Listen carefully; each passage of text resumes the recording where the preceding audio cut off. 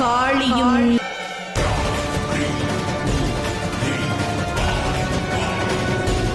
வணங்குகிறேன் மகாகாளி. வணக்கம் தாய்.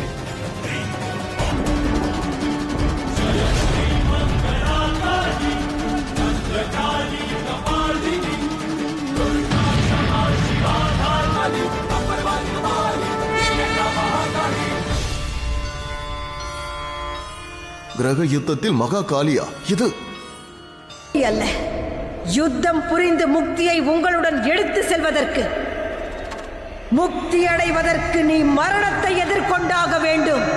மோட்சத்தின் அதிபதி ஆவார்.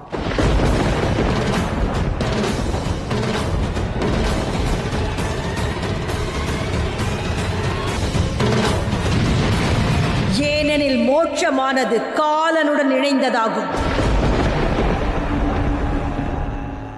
உங்கள்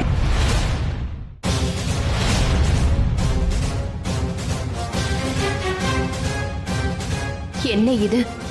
மகாகாளி இருவரில் எவர் வெற்றி பெற்றாலும் அவர்கள் மோட்ச வீட்டிற்கு அதிபதியாவதற்கு இறுதியாக அவர்கள் என்னோடு அழித்து விடுவாள். பிறகு இந்த சூரிய லோகமே எனது கட்டுப்பாட்டிற்குள் வந்துவிடும்.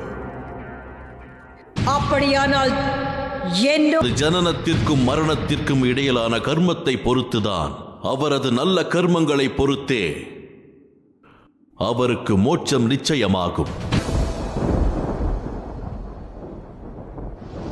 அப்படியானால் யுத்தம் தொடங்கட்டும்.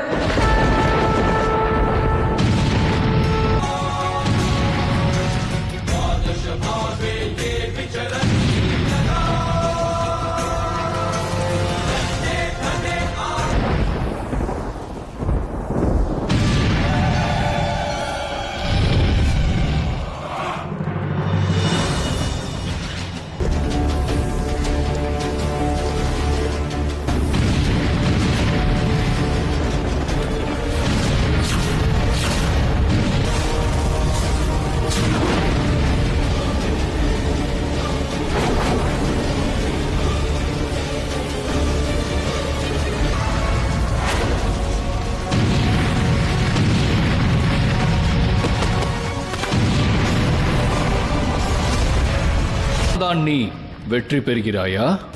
இல்லை சனி, உன்னுடைய வழி முறையற்றதாகும். அதனால்தான் உன்னை படைத்ததற்கு பிறகு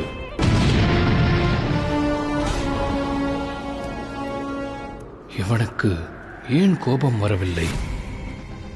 நீ இந்த யுத்தத்தை